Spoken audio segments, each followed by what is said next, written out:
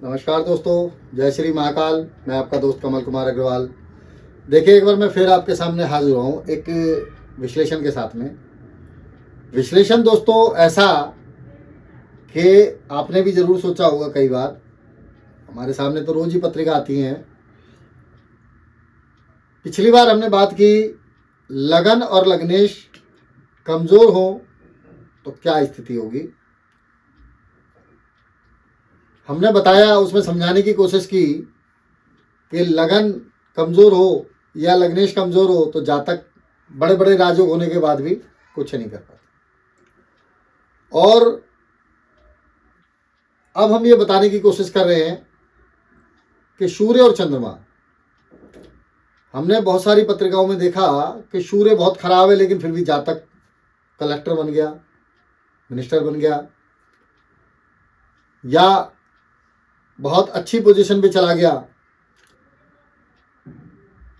कई बार हमने ऐसी पत्रिका भी देखी जिनमें सूर्य बहुत कमज़ोर हैं, बहुत अच्छा करा, और बहुत सारी पत्रिका ऐसी भी देखी जिसमें सूर्य की स्थिति बहुत कमज़ोर है या सूर्य की स्थिति बहुत अच्छी है,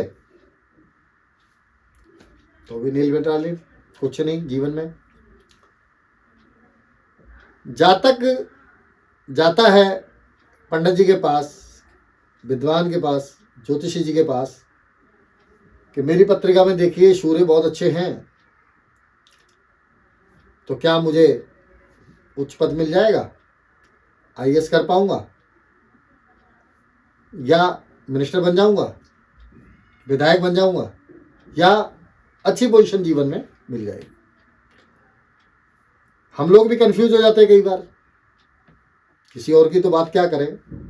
लेकिन कुछ स्थिति दोस्तों जीवन में ऐसी आती है कि पंडित जी ने कहा नहीं तो आप तो हो ही नहीं सकते इस तरीके से, अच्छी पोजीशन पे जा ही नहीं सकते, लेकिन फिर भी जाते चला जाता है। उसका कारण हम समझने और समझाने की कोशिश करेंगे दोस्तों, कैसा कब होता है।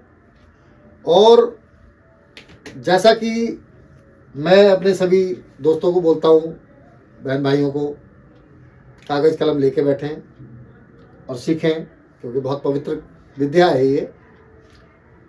और जो नए दर्शक हैं, नए भाई बहन हैं, उस चैनल को सब्सक्राइब करें, तो आने वाले वीडियो और पीछे वाले वीडियो आप लोग देख पाएंगे। दोस्तों आज हम बात करेंगे सूर्य देव के बारे में। सूर्य देव दोस्तों, पहले हम बात करते हैं अच्छी स्थिति में होंगे तब क्या होगा, और खराब स्थिति में होंगे तब क्या होगा। तो दोस्तों सूर्य मान लो किसी जन्म पत्रिका में सिंह राशि में बैठे हैं या मेष राशि में बैठे हैं,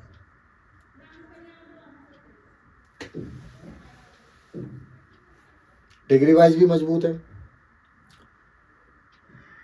अब आप देखेंगे कि सूर्य अच्छे हैं तो सामने वाले को खुशफहमी हो जाती है कि भाई मैं तो मिनिस्टर बन जाऊंगा या अच्छी जॉब मिल जाएगी, और सभी की चाहत होती है और होनी भी चाहिए।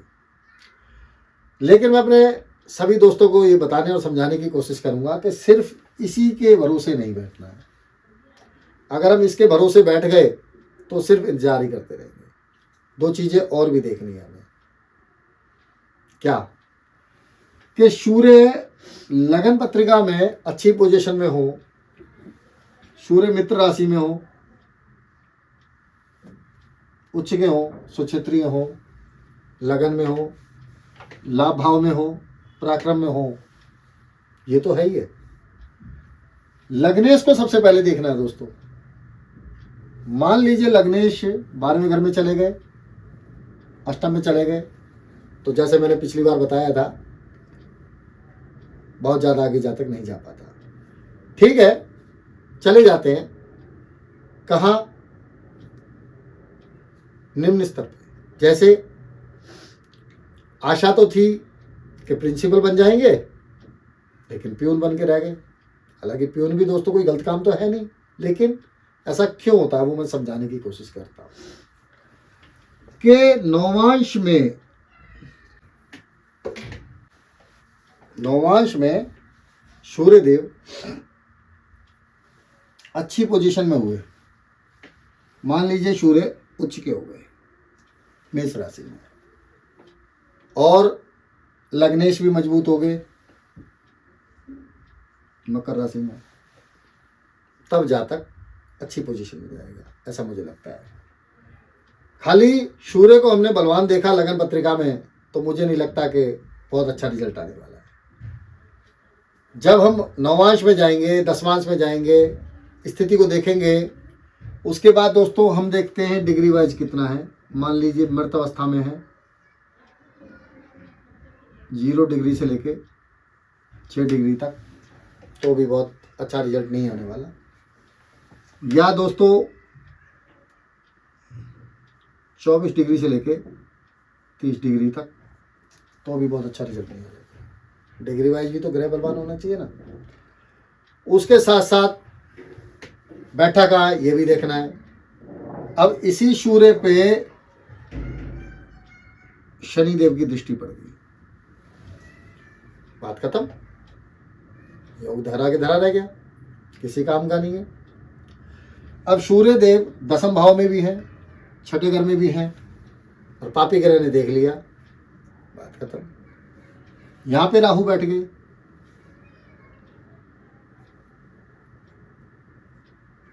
और सूर्य को देख लिया और लग्नेश कमजोर हो गए, कोई फायदा नहीं होने वाला इसका। जातक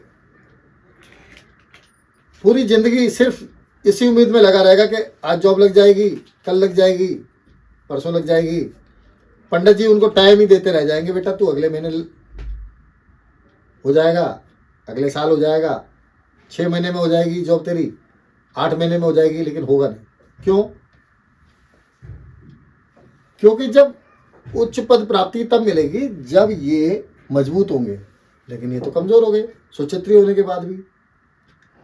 ये स्थिति दोस्तों एक ऐसी स्थिति है कि खुशफहमी तो दूर करती है, लेकिन अब यही सूर्य नवांश में जैसे मैंने बताया उच्च के हो गए, राहु की भी दृष्टि है, शनि की भी दृष्टि है, तब भी जातक अच्छी पोजीशन में जा सकता है। लेकिन वहां भी हमें देखना है कि छठे, 8वें और 12वें घर में नहीं होना चाहिए। छठे, 8वें, 12वें घर में अगर नवांश में चले गए तो भी किस काम के। उसके बाद दसमांश में देखते हैं, दसमांश में अगर सूर्य को बल मिल गया, दसम भाव से रिश्ता बन गया, केंद्र से बन गया, तो कर लेगा जातक। ऐसी पत्रिका हमने देखी है। सूर्य के साथ साथ हमें दसम भाव के मालिक, अब वृश्चिक लगन की पत्रिका दोस्तों यहाँ पे दसम भाव के मालिक सूर्य बनते हैं।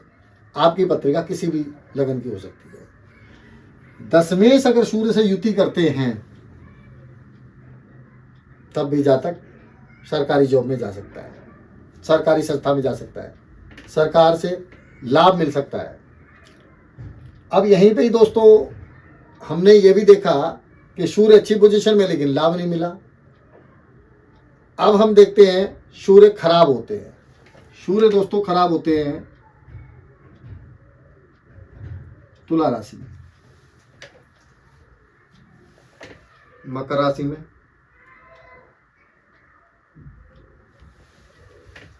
और इसके अलावा भी कई राशियां हैं, लेकिन हम अभी बात यहीं की करते हैं। अब सूर्य देव तुला राशि में 10 अंश तक ही नीच माने गए, उसके बाद नीच के घर में होते हैं। और हमने कई बार देखा कि जातक सूर्य कमजोर होने के बाद भी बहुत अच्छा कर रहा है। 6, 8, 12 में बैठा है तो भी, पापी ग्रह से दृष्ट है तो भी, सूर्य बहुत कमजोर है तो भी बहुत अच्छा करा, कलेक्टर तक बना। और कई राजनेता हैं दोस्तों जो कि तुला राशि में सूर्य होने के बाद भी मिनिस्टर बने हुए हैं। आप सर्च कर सकते हैं, नाम लेना तो बहुत अच्छी बात नहीं है, लेकिन कई राजनेता हैं जिनकी पत्रिका का मैं आगे विश्लेषण करूंगा। सूर्य देव 10 डिग्री से ऊपर चले जाएंगे तो ये नीच के घर में कहलाएंगे, लेकिन नीच राशि में नहीं कहलाएंगे। नीच के माने जाएंगे लेकिन अपनी नीचता से बाहर आ जाएंगे। एक पोजीशन। दूसरी पोजीशन नौवांश में ये मेष राशि में चले जाते हैं, सिंह राशि में चले जाते हैं, मीन राशि में चले जाते हैं, कर्क राशि में चले जाते हैं। और दोस्तों इनका रिश्ता दसम भाव से बन जाता है, नवांश में भी और दशमांश में भी। अब नवांश में भी अच्छे हो गए, दशमांश में भी अच्छे हो गए, लेकिन लगन पत्रिका में ये नीच के हैं, कमज़ोर हैं, पाप ग्रह से दृष्ट हैं, तो भी जातक बहुत अच्छा कर सकता है और करता है, ऐसा मैंने देखा गया है। फॉर एग्जाम्पल कि सूर्य देव 30 दिन नीच राशि में होते हैं अक्टूबर माह में। तो क्या लगता है दोस्तों, एक महीने में जो जातक पैदा हुए हैं कार्तिक मास में, क्या वो सारे अभागे होंगे? ऐसा बिल्कुल नहीं हो सकता। अगर सूर्य लगन पत्रिका में कमजोर हैं और नवांश में और दशमांश में उनकी स्थिति अच्छी है, तो जातक बहुत अच्छा करके दिखाता है। ऐसा आप लोग भी चेक कर सकते हैं। मैं अपने विद्वान दोस्तों से, अगर मेरी कोई बात उनको ठीक नहीं लग रही तो मैं क्षमा प्रार्थी हूँ, लेकिन फिर भी मैं ये कहूँगा कि लगन पत्रिका के अलावा चंद्र पत्रिका, नवांश, दशमांश जरूर देखना चाहिए। उसके बाद दोस्तों जिस ग्रह के हम भरोसे बैठे हैं उसकी दशा नहीं आई तो भी कोई काम नहीं होने वाला। अब दशमेश की दशा, सूर्य हो या दशमेश हो, उसकी दशा जब नहीं आएगी तो कैसे जातक का काम होगा, ये समझने वाली बात है। अब दशा चल रही है दोस्तों शनिदेव की, और उम्मीद करते हैं हम सूर्य से, तो कैसे काम बनेगा बताओ।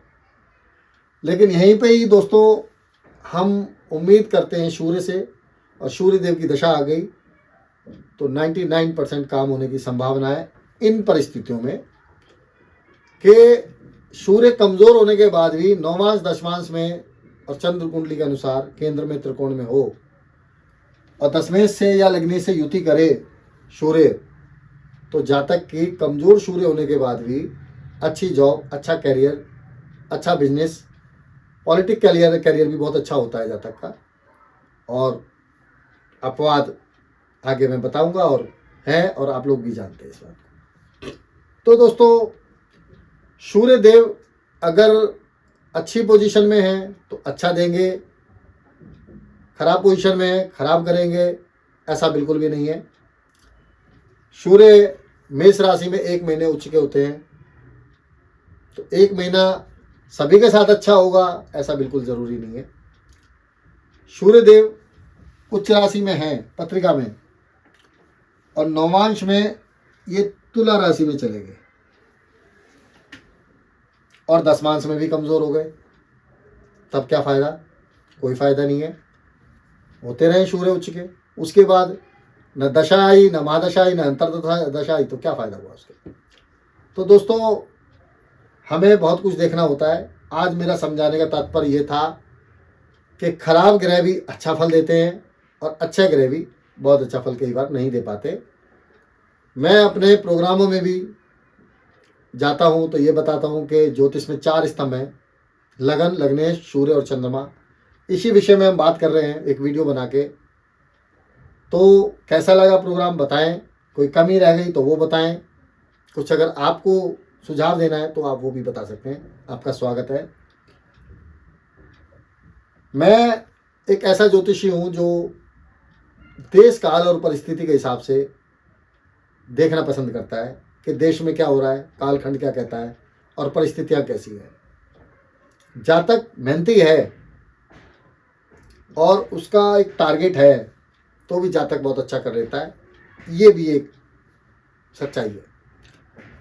सूर्य हो नीच के कोई बात नहीं, जातक का कॉन्फिडेंस बहुत अच्छा है तो भी अच्छा कर लेगा, लेकिन जन्म पत्रिका में योग होंगे तभी जातक कर पाएगा, ऐसा मुझे लगता है। चंद्रमा के बारे में दोस्तों अगले प्रोग्राम में बात करेंगे।